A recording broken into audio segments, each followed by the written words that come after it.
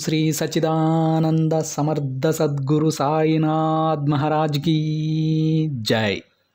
ముందుగా సాయి భక్తులందరికీ నమస్కారం అండి. వీడియో చూస్తున్న ప్రతి ఒక్కరిపైన ఆ సాయినాథుని ఆశీస్సులు ఉండాలని, బాబా గారి భక్తులందరూ ఎప్పుడూ కూడా ఆనందంగా సంతోషంగా వారి జీవితాన్ని గడపాలని మనస్ఫూర్తిగా కోరుకుంటూ ఈ వీడియోని స్టార్ట్ చేస్తున్నాను ఫ్రెండ్స్. రోజులాగే ఈరోజు కూడా బాబా గారు తన బిడ్డల కోసం మరొక చక్కటి సందేశాన్ని అయితే తీసుకొచ్చారండి. ఈ సందేశంలో బాబా గారు తన బిడ్డలతో ఈ విధంగా చెప్తూ ఉన్నారు. బిడ్డ, నీ జీవితంలో కొన్ని వ్యతిరేకంగా జరుగుతున్నాయి కదమ్మా, అవన్నీ కూడా నీ మంచికే. అర్థం కావడం లేదా? అయితే ఒక్కసారి నీ బాబా చెప్పే ఈ వాక్కు విను, తరువాత నీకే అర్థమవుతుంది అని బాబా గారు అంటూ ఉన్నారండి. ఈరోజు బాబా గారి మాట విన్నటువంటి ప్రతి బిడ్డకి కూడా ఆశ్చర్యం కలగవచ్చు. బాబా, నా జీవితంలో నాకు చెడు జరుగుతూ ఉంటే అది నీ మంచికే అంటావేంటి బాబా? ఏది నా మంచికి అనేటువంటి సందేహం ప్రతి ఒక్కరికి రావచ్చు. అందుకే బాబా గారు చెప్తూ ఉన్నారు, పూర్తిగా నేను చెప్పేది వినమ్మా. ఈ సాయి తండ్రి వాక్కుని పూర్తిగా విన్న తరువాత నీకే అర్థమవుతుంది తల్లి, అది ఎందుకు నీ మంచి కన్నాను అని బాబా గారు అంటూ ఉన్నారండి. మన జీవితంలో మనకు కొన్ని చెడు జరుగుతున్నట్టు అనిపిస్తుంటాయండి, కానీ అది నిజానికి అది మనకు చెడుకి కాదు, మన మంచికని మనం అర్థం చేసుకోవాలి. ఆ అర్థం చేసుకునే రోజును కూడా బాబా గారు తప్పకుండా తీసుకువస్తారు. కానీ ఆ క్షణంలో ఈ చెడు నాకే ఎందుకు జరుగుతుంది అనేటువంటి ఎంతో భయంతో, లేదంటే ఎంతో ఆగ్రహంతో మనం ఆ దైవాన్నే దూషించడం జరుగుతుంది.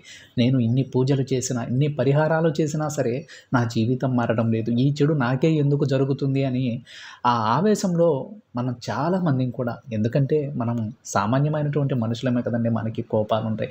వాటిని ఏదో ఒక రోజు ఏదో ఒక సందర్భంలో తప్పకుండా మనం వ్యక్తపరుస్తాం. అది సాక్షాత్తు ఆ తండ్రి అయినా సరే, భగవంతునికే తప్పవండి ఆ దూషణలు. ఎందుకంటే ఎవరినైతే మనం ఎక్కువగా అభిమానిస్తామో, ఎవరినైతే మనం ఎక్కువగా ప్రేమిస్తామో, ఎవరి మీదైతే మనం ఎక్కువగా నమ్మకం పెట్టుకుని ఉంటామో వారి మీదే మనం కోప్పడతామని మనం ఎన్నోసార్లు చెప్పుకొని ఉన్నాం.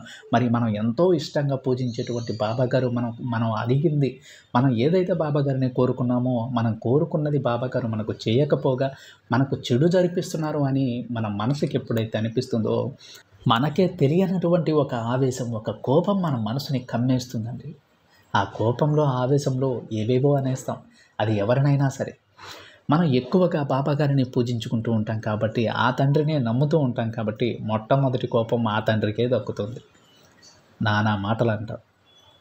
ఏదో ఒక పరిస్థితి మనకు తప్పకుండా వస్తుందండి. అలాంటిది ప్రతి ఒక్కరి జీవితంలో రాకపోవచ్చు, కానీ కొంతమందికి అయితే అలాంటి పరిస్థితి తప్పకుండా ఎదుర్కోవాల్సిన ఆ పరిస్థితి అయితే వస్తూ ఉంది. ఆ క్షణంలో మనం వెనక ముందు ఏమీ ఆలోచించకుండా అప్పటి వరకు బాబా గారు మనకి ఏం చేశారో అవన్నీ కూడా మర్చిపోయి, నాకు ఇది ఎందుకు చేయలేదని ఆయన్ని దూషిస్తూ ఉంటాం.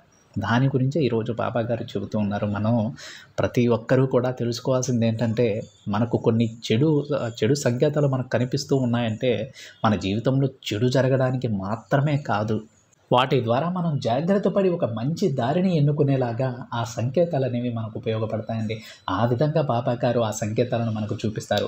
అవి చెడుగా మనకి కనిపిస్తాయే కానీ మన జీవితం పైన చెడు ప్రభావం చూపవు.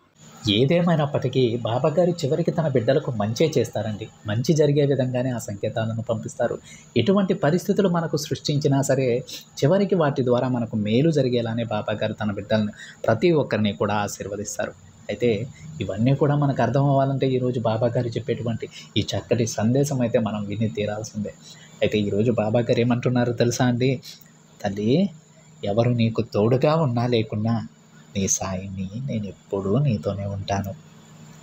అవును బిడ్డ, నీకు వ్యతిరేకంగా ఏది జరిగినా దానిని చెడుగా స్వీకరించకు. ఎందుకంటే దాని వెనుక ఒక పరమార్థం ఉంటుంది. అది నీకు ఇప్పుడు అర్థం కాకపోవచ్చు, కానీ ఏదో ఒక సమయంలో తప్పకుండా దాని గురించి నీకు తెలుస్తుందమ్మా. నన్ను పూర్తిగా నమ్మిన వారికి నేను ఎప్పుడూ తోడు నీడగా ఉంటాను బిడ్డ. నా బిడ్డలకు ఎంత కష్టం వచ్చినా నేను వారి చెయ్యిని మాత్రం వదలను. సాయి అని నన్ను ప్రేమగా తలుచుకున్న ప్రతిసారి నేను క్షణంలో నా బిడ్డల ముందు ప్రత్యక్షమవుతాను. నాకు ఎలాంటి పూజలు అవసరం లేదు. భక్తి ఉన్న చోటనే నేను కూడా నివాసం ఉంటాను బిడ్డ. నా భక్తుణ్ణి నేను ఎన్నటికీ పతనం కానివ్వనమ్మా. నా 2 చేతులను చాచి నా బిడ్డలను ఆదుకుంటాను. నా బిడ్డలు ఎక్కడున్నా ఏం చేస్తున్నా సరే నేను వారితోనే ఉంటాను. నేను మీ తల్లి తండ్రిని, మీ శ్రేయోభిలాషిని, అన్నీ నేనే బిడ్డ. నీకు మంచి దారిని చూపే నీ గురువుని కూడా నేనే. ధైర్యంగా ఉండమ్మా. నా బిడ్డలను నేను కాకపోతే ఇంకెవరు కాపాడుతారు చెప్పు? నన్ను నమ్మిన వెంటనే నీకున్న సమస్త బాధలన్నీ తొలగిపోతాయి. అది ఎప్పుడా అని నిరాశ చెందకు తల్లి. అతి త్వరలోనే నీ జీవితంలో ఎన్నో గొప్ప మార్పులు రాబోతున్నాయమ్మా. నీకు సకలం చేకూరుతాయి. ఇకపై నిన్ను పట్టి పీడిస్తున్న దుష్టశక్తులు నీ నుండి దూరంగా వెళ్ళిపోతాయి బిడ్డ. వాటిని నీకు కనబడనివ్వకుండా తరిమేస్తాను. ఇక నువ్వు భయపడకు తల్లి. ఎప్పుడూ కూడా కన్నీటి కళ్ళతో బాధపడకు. చెప్పాను కదమ్మా, నీకు తోడుగా ఎవరున్నా లేకున్నా ప్రతి క్షణం నేను నీకు తోడుగా ఉంటాను. చూడు తల్లి, నీకు ముందు చెప్పినట్టుగా నీ జీవితంలో కొన్ని నీకు చెడు అనిపించవచ్చు, కానీ అవి చెడు చేయడానికి మాత్రం కాదు. నీ జీవితంలో నీకు మంచి జరగడానికే అదే అలా జరుగుతుంది. అర్థం కాలేదు కదా? నీకు ఒక చిన్న కథ చెబుతాను, విను. అప్పుడు నీకే అర్థమవుతుంది బాబాగారు ఎందుకు ఇలా అన్నారు. నా జీవితంలో నాకు చెడు జరిగితే దాని ద్వారా నాకు భవిష్యత్తులో మంచి జరుగుతుంది అని బాబాగారు అంటున్నారు. అది ఏ విధంగా సాధ్యమని నీ మనసులో ఒక సందేహం ఉంది కదా? ఆ సందేహానికి సమాధానమే ఈ చిన్న కథ. చూడు తల్లి, ఒక రాజ్యంలో ఒక గొప్ప రాజు ఉండేవారు. అతనికి ఆత్మాభిమానం చాలా ఎక్కువ. అతనికి ఎంతో నమ్మకమైనటువంటి ఒక మంత్రి ఉండేవారు. రాజుగారు ఏది చేయాలన్నా మంత్రి సలహా ప్రకారమే చేసేవారు. అయితే ఒకరోజు ఆ రాజు కత్తిసాము సాధన చేసే సమయంలో ప్రమాదవశాత్తు మధ్య ఉన్న వేలు తెగిపడిపోయింది. దానికి రాజుగారు ఎంతో బాధపడ్డారు. దానికి చికిత్స చేస్తూ మంత్రిగారు ఇలా అన్నారు, ఏమో ఆ భగవంతుడు ఏమని నిశ్చయించాడు, ఏది జరిగినా మన మంచికే తీసుకోవాలి అన్నారు. దీనితో రాజు ఎంతో కోపోద్రిక్తుడయ్యాడు. వెంటనే ఎంతో కోపంగా పైకి లేచి, నా వేలు తెగి పడిపోవడం నా మంచి కోసమా, నా శ్రేయస్సు కోసమా? అయితే నిన్ను కూడా చెరసాలలో బంధిస్తాను, ఇది కూడా నీ మంచి కోసమే అనుకో అని ఎంతో కోపంగా మాట్లాడుతూ పక్కన ఉన్న భటులను పిలిచి ఈ మంత్రిని బంధించండి అని చెప్పారు. అప్పుడు కూడా ఆ మంత్రి రాజు మాటను శిరసావహించాడు. ఏమో ఆ భగవంతుడు ఏమి తలిచాడో, ఇది కూడా నా మంచి కోసమే ఏమో అనుకుని సంతోషంగా చెరసాలలోకి వెళ్ళాడు. ఇదిలా ఉండగా ఒకరోజు రాజు తన భటులతో సహా అడవికి వేటకి వెళ్ళడం జరుగుతుంది. ఆ అడవిలో కొంత దూరం నడవగా అక్కడ ఉన్న కొంతమంది మాంత్రికులు ఈ భటులను ఆ రాజును బంధించడం జరుగుతుంది. బంధించి వారి గురువు దగ్గరకు వారిని తీసుకువెళతారు. ఆ మంత్రగాళ్ల గురువు తాంత్రిక విద్యలో నిపుణుడు. అయితే ఆ తాంత్రిక విద్య నేర్చినవాడు ప్రపంచాన్నే జయించాలన్నటువంటి అత్యాశతో ఒక ఉన్నత వంశస్థులైనటువంటి ఒకరిని నరబలి ఇవ్వాలని దీక్ష పూనాడు. అప్పుడు ఈ రాజు అతనికి ఒక బహుమతిగా కనిపించాడు. వెంటనే ఈ భటులందరినీ వదిలేయండి, వీరు పూజకు పనికిరారు, అయితే ఈ రాజుని తీసుకువచ్చి బలిపీఠం మీద నిల్చోబెట్టండి అని తన శిష్యులను ఆదేశించడం జరుగుతుంది.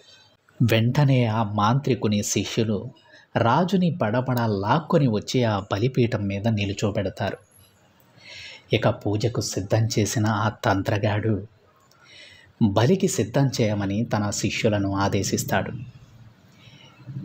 ఇక రాజుని ఆ బలిపీఠం మీద నిలుచోబెట్టి శిరస్సు ఖండించేటువంటి సమయంలో ఆ మాంత్రికుడు రాజుకి ఒక వేలు లేదని గమనిస్తాడు.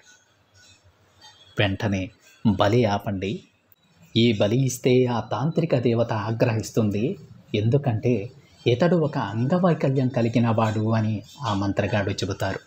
ఎందుకంటే రాజుకి మధ్యన ఉన్న వేలు తెగిపోయింది కదా, అందుకారణంగా ఆ బలికి అతను అనర్హుడు అని అతనిని వదిలివేయడం జరుగుతుంది. ఇప్పుడు అర్థమైందా అండి? ఆ వేలు పోవడం కారణంగానే ఆ రోజు ఆ రాజు బతికాడు. అప్పుడు ఆ రాజుకి తన మంత్రి చెప్పిన మాటలు గుర్తొస్తాయి. ఏది జరిగినా మన మంచి కోసమే, ఆ భగవంతుడు మన మంచి కోరే ఏదైనా జరిపిస్తాడు అని. నిజమే కదా. నాకు ఆ రోజు ఈ వేలుగాన్ని తెగకపోయి ఉంటే ఈరోజు నా ప్రాణమే పోయి ఉండేది అని వెంటనే వెళ్ళి మంత్రిని చెరసాల నుంచి బయటకు తీసుకువస్తారు. ఆ తరువాత మంత్రిని ఒక మాట అడుగుతాడు రాజుగారు. చూడు మంత్రివర్య, దేవుడు నాకు మంచే చేశాడు.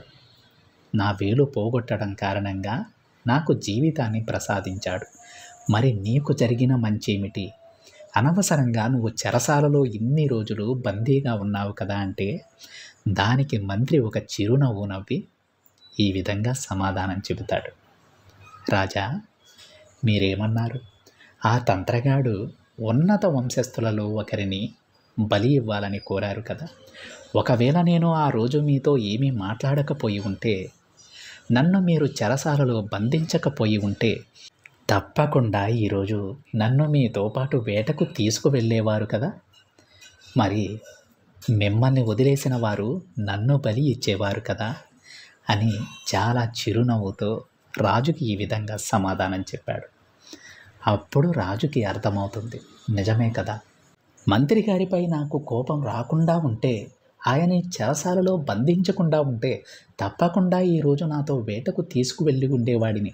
అప్పుడు నన్ను వదిలేసిన వారు ఉన్నత వంశస్థుడైన మంత్రి గారిని బలి ఇచ్చేవారు కదా. నిజమే, ఆ భగవంతుడు ఏది చేసినా తన బిడ్డల కోసమే చేస్తారని ఆ రోజు మంత్రి గారిని క్షమాపణ కోరి ఆ భగవంతునికి ధన్యవాదాలు చెప్పుకుంటారు, తన ప్రాణాలు కాపాడినందుకు. అర్థమైందా అండి? ఏది జరిగినా మన మంచికి అని బాబాగారు ఎందుకు చెప్పారు? అందుకే మన జీవితంలో మనం ఎంత కష్టపడినా, ఎంత పాటుపడినా ప్రతి ఒక్కటి మనకు వ్యతిరేకంగా జరుగుతుంది అంటే దాని కారణంగా భవిష్యత్తులో మనం ఏదో సాధించబోతున్నామని మనం అర్థం చేసుకోవాలి. ఇప్పుడు ఏది ప్రయత్నించకుండా ఉంటే చెడే జరుగుతుంది, కానీ ప్రయత్నించినా సరే చెడు జరుగుతుంది అంటే దాని ద్వారా పొందబోయేటువంటి ప్రయోజనం మనకు ఎన్నో రెట్లు ఎక్కువ ఉంటుందని బాబాగారు తన బిడ్డలకు చెప్తూ ఉన్నారంటే. అందుకే ప్రతి ఒక్క దానికి మీరు నిరుత్సాహపడిపోవద్దు, దీనంగా అక్కడే కూర్చొని ఆగిపోవద్దు. అంతా మన మంచికే చేస్తున్నారు బాబాగారు. నేను ప్రతిరోజు నా కోరికలను, నా ఇష్టాలను, నాకు ఏది కావాలో అవన్నీ కూడా బాబాగారికి చెబుతున్నా కదా. చెబుతున్నా సరే ఇలా జరుగుతూ ఉన్నాయంటే బాబాగారు కేవలం నా కోసం మాత్రమే ఇది చేస్తూ ఉన్నారు, దీనిలో ఏదో పరమార్థం ఉంది. కేవలం మనం చేయవలసింది నా పని నేను చేసుకుంటూ ముందుకు వెళ్ళడం, నేను చేసే ప్రతి పనిని బాబాగారికి చెప్పుకోవడం, ప్రతిఫలం ఆ తండ్రి దయ అని ఎప్పుడైతే మనం మన జీవితాన్ని కొనసాగిస్తామో మనం చేసే ప్రతి పనిలో కూడా విజయం సాధిస్తాం. మనం నమ్మలేని విధంగా మన భవిష్యత్తు మారిపోతుందండి. అంత గొప్ప జీవితాన్ని బాబాగారు తన బిడ్డలకు అందిస్తారు. అర్థమైందా ఫ్రెండ్స్? ఇదండి ఈరోజు బాబాగారి సందేశం కనుక మీకు నచ్చినట్లయితే ఒక చిన్న లైక్ చేయండి ఫ్రెండ్స్. మరింతమంది మన బాబాగారి భక్తులకైతే ఈ సందేశాన్ని షేర్ చేయండి. మొదటిసారిగా ఛానల్ని చూస్తున్న వాళ్ళు తప్పకుండా సబ్స్క్రైబ్ చేసుకొని పక్కనే ఉన్న బెల్ ఐకాన్ని యాక్టివేట్ చేయండి. మరొక బాబాగారి సందేశంతో మరొక వీడియోలో కలుద్దాం. అంతవరకు ఓం సాయిరామ్.